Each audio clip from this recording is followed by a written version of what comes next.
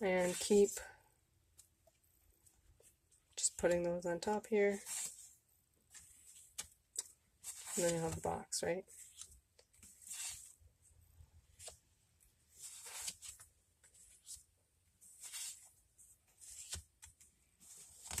Just about done with this one.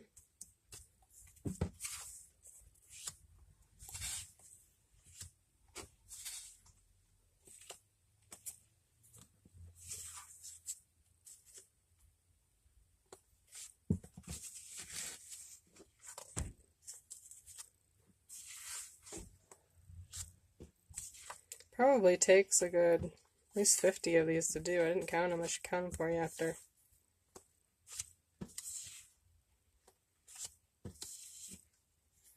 Just one of those. And there's the lid. Close our glue. Check for more spots.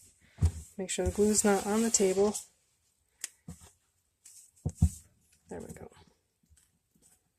Make it stable. Check again. Might have to check the sides. Now as it's gluing, I'm just going to show you what it looks like. I'll put it someplace where if it does start to drip, it can drip and not get on anything, like a piece of newspaper or something that I'm not using, or a piece of cardboard I've already got. So this is the, yeah. It won't look like that when it's dry. So I'll show you that, and I'll show you one that is already done, already box. I'm going to go stick this under a book with a piece of paper on top and a piece of paper on bottom so that it'll stay flat and that it won't stick to anything. So I'll be right back and I'll dry flat, okay? Alright, so now I'm going to count out how many I have that would probably make a box. So you know how many you have. So if you're short, 3, 4, 5, 2.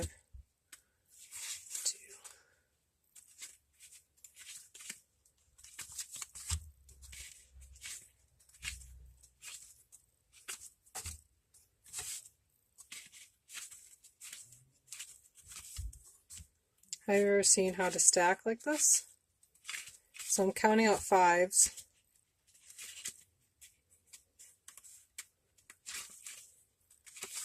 And stacking them this way then this way.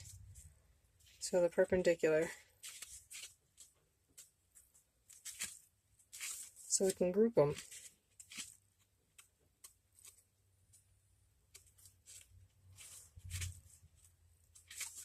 And it's easier to count quickly. That's an even. So in the bottom box part, there's 5, 10, 15, 20, 25, 30, 35, 40, 45, 50. I was wrong, you need more than 50 because that's just the bottom. The top you need 2. So this is, excuse me.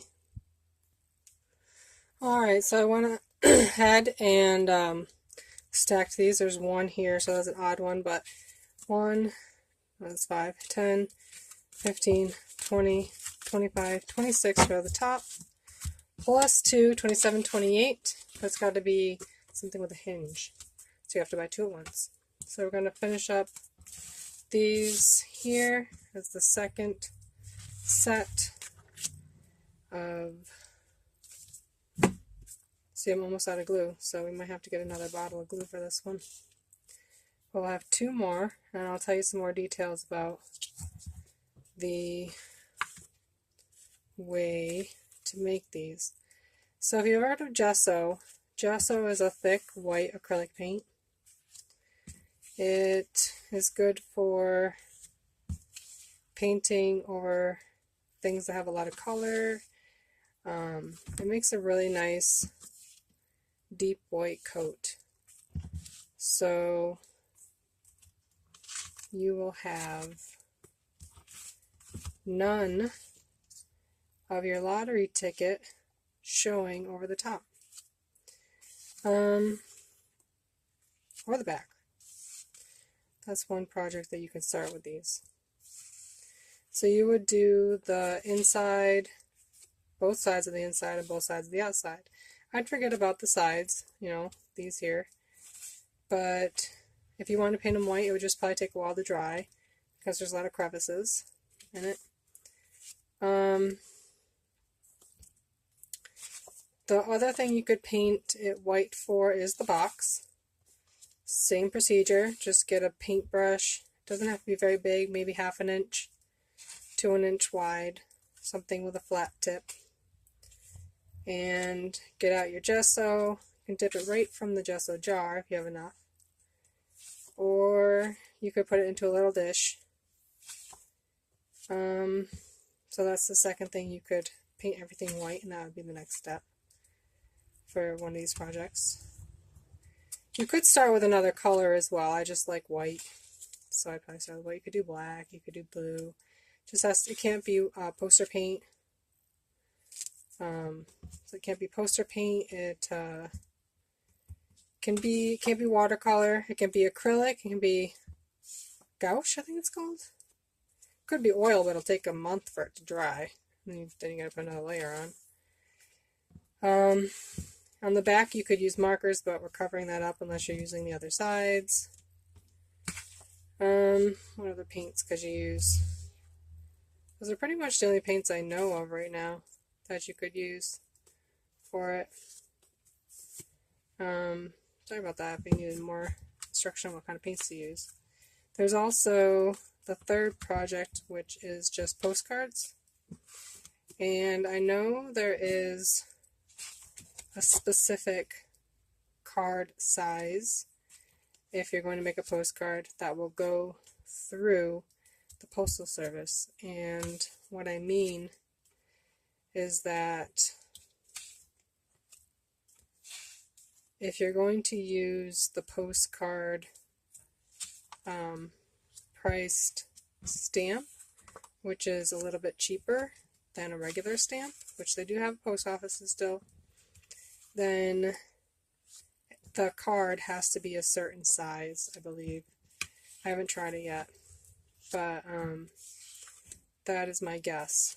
So if you're looking into making these a lot of postcards or art trading cards that you're going to send in the mail, then I would suggest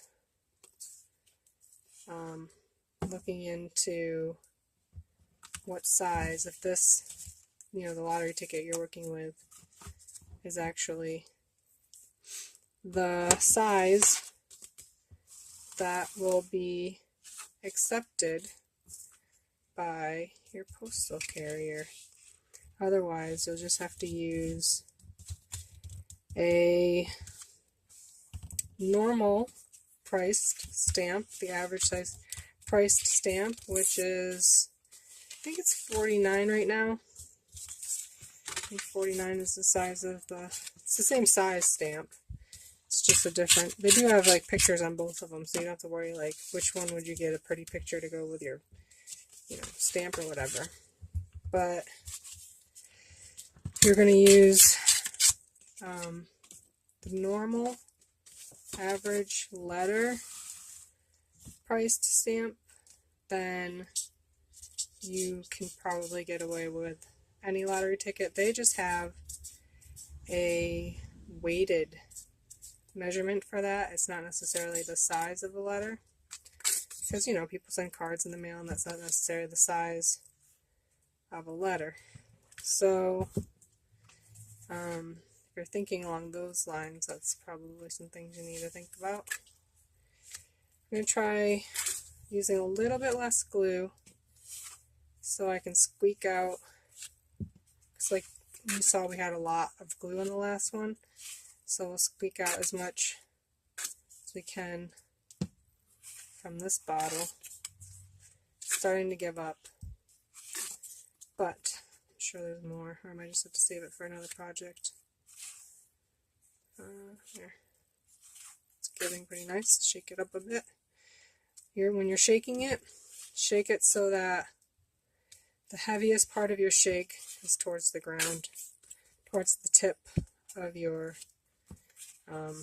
bottle, because that's where it's going to come out of. So there's that.